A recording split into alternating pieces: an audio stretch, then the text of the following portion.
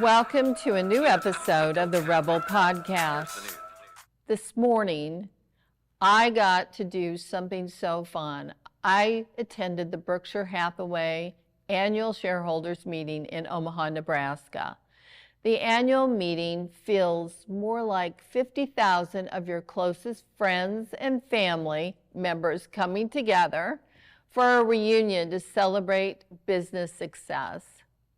I wanted to take a few minutes to offer a heartfelt tribute to Warren Buffett today. Really proud to know how this man who has touched millions of lives still chooses to live in Omaha, Nebraska, close to the University of Nebraska, where he taught his first classes on investing. And, by the way, those students have all done very well. Most of his students have contributed to the arts and culture in Nebraska, not to mention providing significant funding for hospitals and enterprises employing thousands of people here. I believe when you hear Warren speak, you know he is the evangelist of capitalism. What is truly the most admirable aspect of Warren Buffett's style is his ethical leadership and looking at the long-term outcomes, which is rarely heard in the halls of the most prestigious universities of business schools today. I have not seen his style of corporate governance in many of today's companies because he is diligent, he's tenacious, and laser focused on doing the right thing. People want to do business with him, and they believe in his investment strategies and results. It isn't just about money investment, though. Warren is committed to encouraging people to invest in themselves, to press forward and to go for what you have within you that fuels your drive in life. I moved to Seattle, Washington a few years ago after my dad passed away from colon cancer. My heart was broken and I just couldn't breathe in Nebraska due to my sorrow.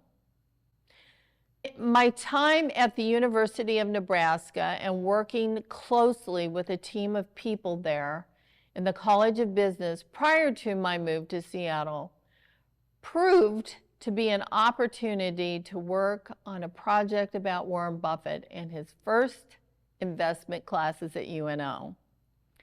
We were all able to actually go to Warren's office in Omaha. So we are in the conference room at Warren Buffett's office here in Omaha, Nebraska. We're seeing a lot of the students that took part in the class. We also visited Nebraska Furniture Mart, and here's a picture of Warren on his Warren Buffett mattress, and they are great mattresses. These are some of my cohorts that I worked with, and this is one of the professors for the investment class film that we put together. After we ate dinner, this is out in the parking lot, Warren took a minute to whisper some investment advice in my ear and meet and take pictures with his fans. And he took us all out for lunch at one of his favorite Italian restaurants called Piccolo's. I was lucky enough to sit next to him during the lunch, and we ordered anything on the menu that we wanted.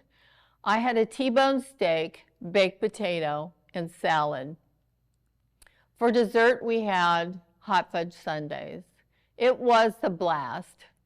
Warren was gracious with his time to teach all of us, answering our endless questions, and to take the time to pose for photos with each one of us.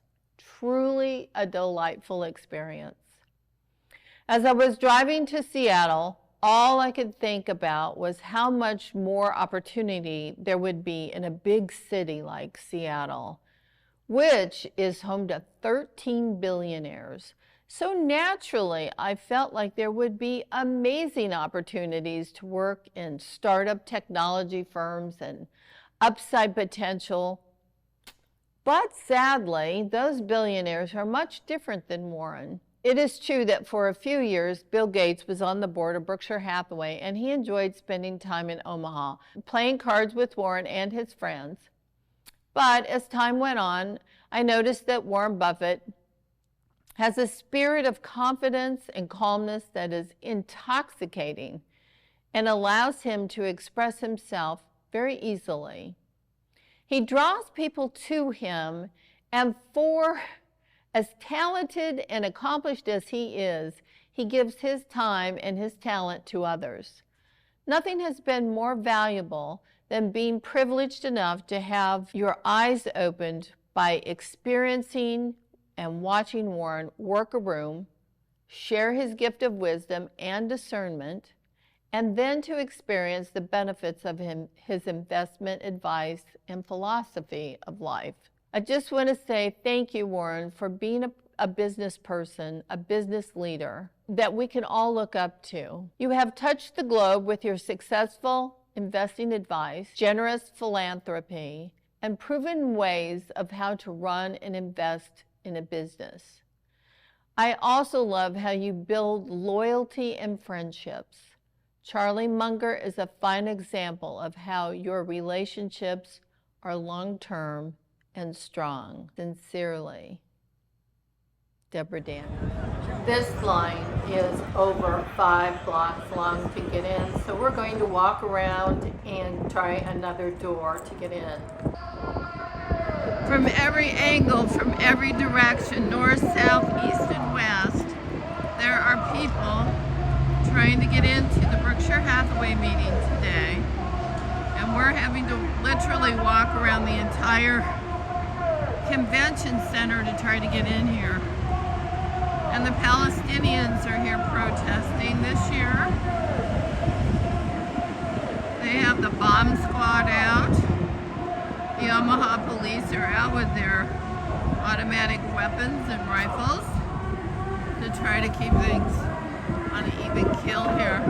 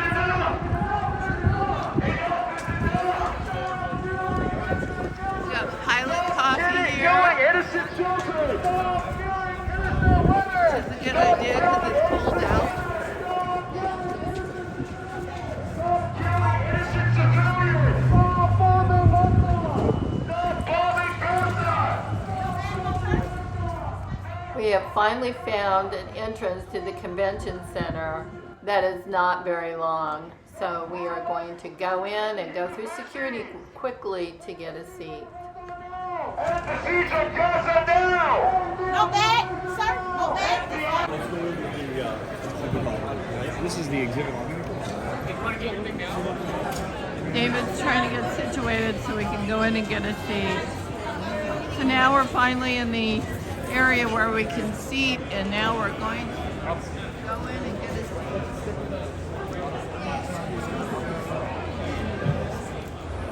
So David and I are now seated inside the arena, which is normally about a 50,000 seat event for the Berkshire Hathaway annual shareholders meeting.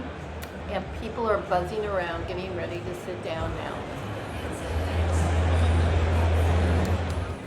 I left the meeting a little bit early so I could get down on the convention floor and take advantage of the deals. But here's some of my favorites. These are Squishmallows, and they are so fun, but they sell out, so I left early so I could grab a few. I'm here at the Berkshire Hathaway meeting, and we're just feet on the street. Want to get your view of how you see Warren Buffett and what you think of this event, the Berkshire Hathaway annual meeting. I think. Go ahead. We're brothers from Lincoln, Nebraska. So growing up, at our age, he's like been the lore of Nebraska like our whole lives. Yeah. So it's kind of a legendary like a mythical figure almost. I think is what Warren Buffett's perception. If you grow up in Nebraska, right, this event, it's like he's the guy. The whole state's proud. And we're proud, right? Right, exactly. Yeah. Yeah, I would say he's like the only person in the world, I'm not entirely sure, but that has a big conference like this for shareholders. Most of them just do online things for their shareholders. And I really appreciate that. I view him like as a saint because of all the charity work he does and all the things he does with the Melinda and Bill Gates Foundation. He's a really generous person. He pays his taxes on things, and I really appreciate that. So he can just feel American funding and everything like that. So for a billionaire, do you think he's humble? Do you think he's down to earth? Yeah, I think he plays part of like the whole Nebraska identity. He plays into like the Midwestern, salt of the earth type person. Yeah. It's part of the whole persona with him, I think, and his legacy is that he's very humble for a billionaire, right? Living and that house is a palace, Right.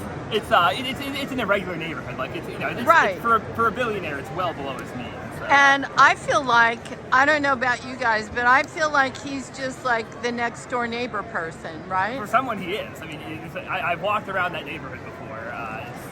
He is just some pretty regular people's neighborhood. Yeah. And when you come here, you get a sense of ownership, family, belonging, right? Yeah, absolutely. Awesome. Thank you guys. I appreciate it. Yeah, it was fun. It was fun. Rest in peace, Charlie.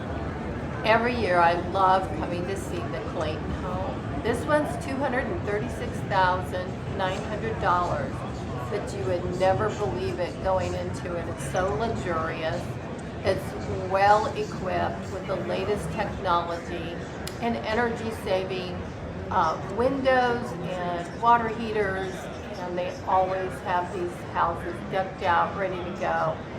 And I gotta tell you, I think, look at this. It looks like $1 million for sure.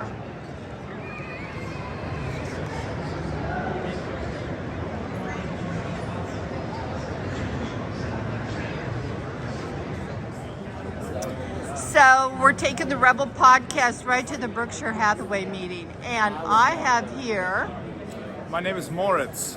Morris from Germany. That's correct. And he just went through a Clayton house. And of course, this is not what like you see in Germany for sure. Well, the price is good, but the quality could be a little better. But as we just have said, it's a trade-off. But So tell me, why would you spend so many hours on an airplane, taking a car, a bus, whatever to get here, and to see Warren Buffett? What is the big draw for you?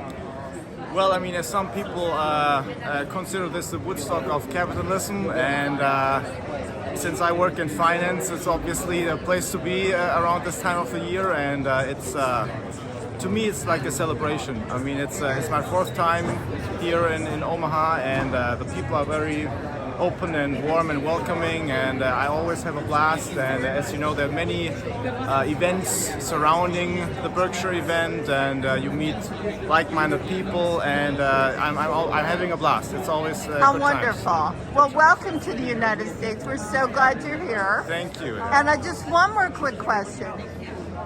How would you describe Warren's personality? Do you feel like he is a down-to-earth kind of billionaire, or what? How would you describe him to somebody? Yeah, I mean, I would definitely consider him down to earth, and I think he also always points out that the most important skill or that you should have is being humble. Yeah. And he is for sure very humble. And I think he once said, when you make around 100,000 K a year, you could basically have his lifestyle, except maybe the private jet. But other than that, you can have his lifestyle. And he lives in the same house that he bought in the 60s, I believe. So drives not a fancy car. A Mercedes-Benz. Oh yeah. Oh, I'm glad to hear that. Yes, Yeah. just like us, Oh, yeah. Mercedes-Benz. Yeah, it's a good car, obviously. Fine German engineering. Yeah. No, but I love it, and I wish after Charlie has passed that he has a couple more of good years, and hope to see him many more years here. Very good, and thanks for being a shareholder. Yeah, thank you very much. So we're out here on the floor in the Berkshire Hathaway meeting and looking at the different companies that they have in their portfolio. And this is a Western wear store, and some more of it over here. But I think these little squish babies are the big deal for the whole show. The Warren Buffett and Charlie Munger dolls sold out within 1 hour. So we got Tony Lama, Justin, all kinds of amazing Western wear, high quality cowboy boots, ostrich, snake skin, all kinds of cool things. If you're into high quality, you'd love this part of the exhibition here. Cowboy boots in every color, limited edition. These are really beautiful. Fancy. And I have never seen beautifully colored boots like this. They are wonderful. Love them. Love the display. But literally you can go down these rows and pick out your boots and really enjoy. And let's top it off with a fine quality, beautifully crafted cowboy hat. So we're here at the annual Berkshire Hathaway meeting, and here's a couple of people, feet on the street. And I just wanted to ask you guys, first of all, why did you come to this event, and what do you think about Warren Buffett as a person? We came last year and it was really fun, so we came again this year. We're here to check out all the great deals and see all the people that come from all over the world to come here. So yeah, we're excited. Warren's a great guy. And for a billionaire, how do you think he behaves compared to some of the other, like Elon Musk and, you know, the big ones you see all the time in the press? What do you think the difference is? I think he's just a normal guy. Like, he's really down to earth and he's just one of us. Trustworthy too, Yes, right? very Normal human being. There you go. Thank you so much. Have a great day. You too. This is the Berkshire Hathaway annual event, and Charlie's not with us this year. And if you want to get a Warren Buffett and Charlie Munger Squishmallow doll by Jazzwares, this is the Express line. And they're sold out of the big dolls, but they still have a few of the 10-inch Charlie and 10-inch Warren Buffett dolls left. And I just love them. And I'm going to get my picture taken with one of my favorite Squishmallows. People are lined up to get their picture taken with their favorite Squishmallows at the beach, and it's just, life is a beach party here, and we're having fun. Of course, David is over at his favorite place, and that is C's Candy. He loves their candy. One of the favorite things I look forward to every year is DQ Dairy Queen. Berkshire also sells franchises, and I come for the dilly bars. Then there's the Duracell car. This would be so cool to see this thing moving down the raceway. I love it. Look at the powerful body on that. Aerodynamic. Wayland, as you know, I was so excited because I got to go to the Berkshire Hathaway meeting, and I always look forward to it. But this year was kind of a different vibe because Charlie was not there.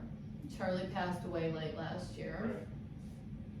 And Charlie was sort of the outspoken, this is me kind of person. And Warren has always been such a diplomatic person, but he's also been so gracious and kind, and he's helped so many people, millions of people around the world with, you know, investment, teaching, advice, and he's also done a lot philanthropically.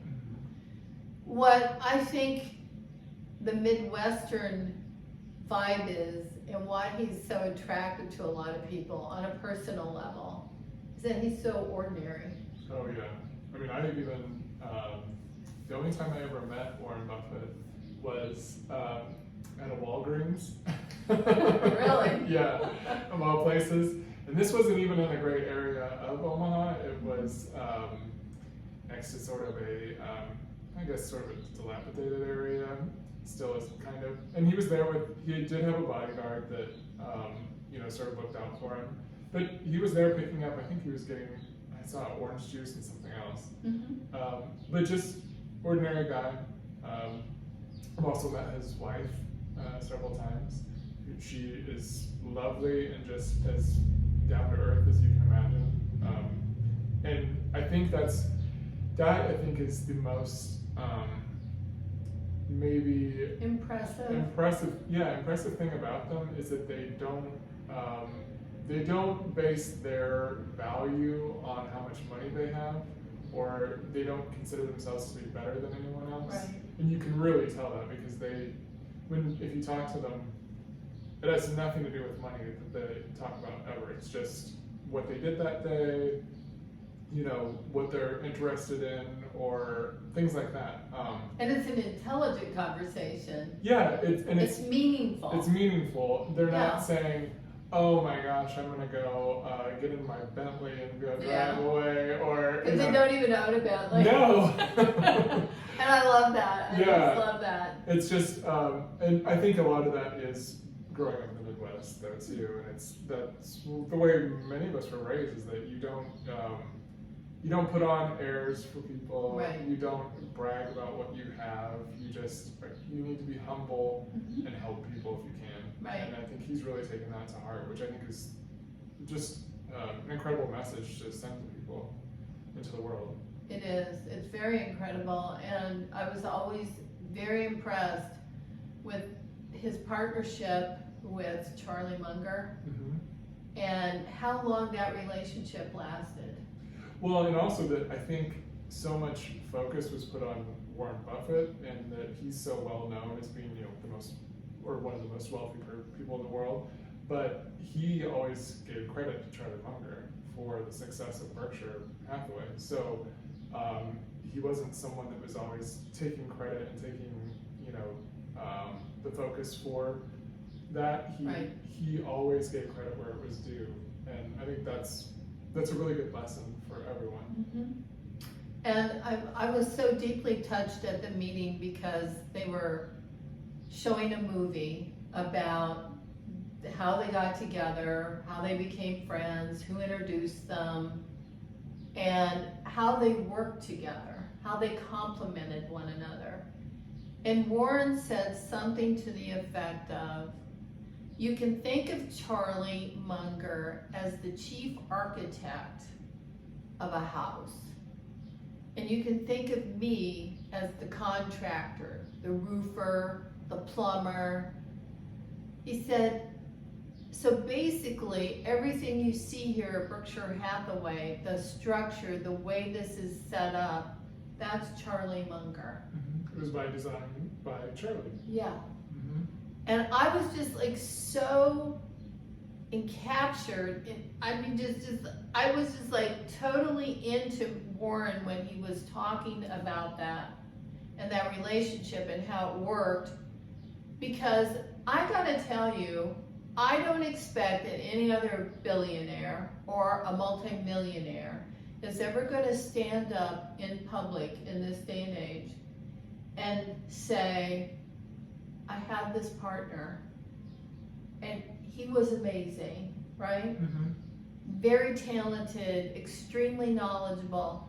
I mean, whatever it was, Charlie and he complemented one another so perfectly that it was almost like you couldn't take them apart, because they did so much together and did so much good for the world and investors. and caring about other people. And every decision they made for investing and doing purchases of whatever, they did it on a scale of, what's this going to do to other people? How will this affect other people's lives? Am I doing this for the greater good? And I was just like, wow, that is so impressive, because you don't see that anymore on a daily basis. No, you do not. And it's not something that a lot of people value anymore. Right. The way I've put it is, I see him as an evangelist of capitalism. In other words, he's the good part of capitalism. He's the guy that's up there saying, this is how you should do it. This is the model for doing it, right? And then, you know, other people take that model, which is supposed to be a virtuous model that helps people, that grows incomes, that makes life better, a better quality of life for people. And other people take that and they kind of twist it up to where it sort of is looking like a hybrid between socialism and capitalism somehow. Yeah. And just a few people benefit, right? And not the whole. And it just kind of becomes a soulless. Yeah. Yeah. Right. And it grows. It grows capitalism, and it helps people realize dreams, right? Right. People come to this country because they have dreams, and you go to school and you learn how to read and write. You go to business school because you want to learn how to do things the right way. And it's not just about the bottom line profitability every single day, right? But at the end of the day, the other thing that's amazing about Warren is he admits when he makes a bad decision too. Yeah, which is noble. Humble and noble, yeah.